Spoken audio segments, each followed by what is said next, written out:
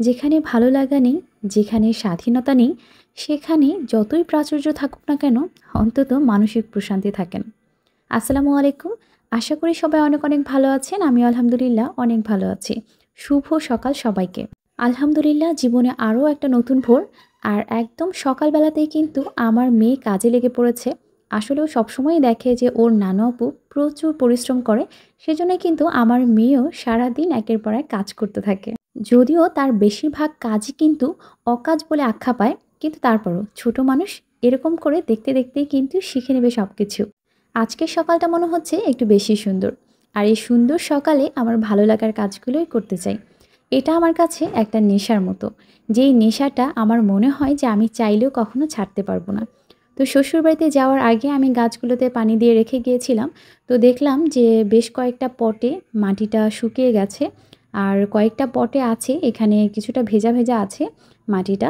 আর বেশ কিছু পটের মধ্যে দেখা যাচ্ছে মাটিগুলো একদমই শুকিয়ে গেছে। তো এজন্যই এগুলাকে নামিয়েছি যে এগুলার মধ্যে একটু পানি দিতে হবে, এগুলো একটু পরিচর্যা করতে হবে। যদিও সকালবেলায় কিন্তু খুব একটা সময় আমি বের করতে পারি না, কিন্তু তারপরও ভালো লাগার জন্য আসলে নিজের কিছুটা সময় কিন্তু বের করে নিতেই হয়। আর এই কাজগুলো কখনোই কিন্তু আমাকে প্রেশার দেয় না, বরং মনে হয় যে এই কাজগুলা আমার কাছে একটা মানসিক প্রশান্তির মতো। যে এই কাজগুলো করলে আমার মনে হয় যে অটোমেটিক্যালি আমার মধ্যে একটা ভালো লাগা কাজ করে। বলতে পারেন যে এই কাজগুলো আমাকে সেই লেভেলের এনার্জি দেয়। যে এই কাজগুলা করার পরে আমি অন্য কাজ করার জন্য মনে হয় যে এখান থেকে অনেকটা শক্তি সঞ্চয় করে ফেলি। আর আমার সাথে আজকে কিন্তু আমার মেয়েও গাছে পানি দিতে সাহায্য করছে। তো এখন পাতাগুলোকে একটু ভিজিয়ে দিয়ে আবার গাছগুলা যেই লোকেশনে ছিল সেখানেই আবার সাজিয়ে রাখবো। আমার মনে হয় যে আমার মতো আমার মেয়েরও গাছের প্রতি বেশ দুর্বলতা আছে, কারণ ওকে মাঝে মাঝেই দেখি গাছের পরিচর্যা করতে।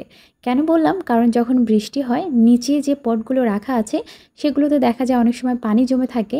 তো ওকে আমি দেখি যে ওই পটগুলো কাত করে ওখান থেকে পানিগুলো ফেলে দেয়। তারপর আমি যখন গাছগুলোর পরিচর্যা করি তখন ও দেখা যায় আমার সাথে হেল্প করে। তো আজকে কিন্তু গাছগুলোতে পানি দেওয়ার পরে কি সুন্দর প্রাণবন্ত লাগছে। তো যাই হোক, অনেক কথা বলে ফেললাম। আজকের ভিডিও আর বেশি লম্বা করব না। তো আর কে, কে আছেন যে আপনাদের আসলে গাছের প্রতি এরকম ভালো লাগা আছে, একটু কমেন্ট করে জানাবেন। আর একটা কথা বলব যে নিজের ভালো লাগাগুলোকে একটু প্রশ্রয় দিন। নিজের পরিবারের মানুষগুলোর সাথে নিজের ভালো লাগাকে নিয়ে একটু সুস্থভাবে বাঁচুন। কারণ দিন শেষে আপনার ভালো থাকাটাও জরুরি। সবাই অনেক, অনেক ভালো থাকবেন। আল্লাহ হাফেজ।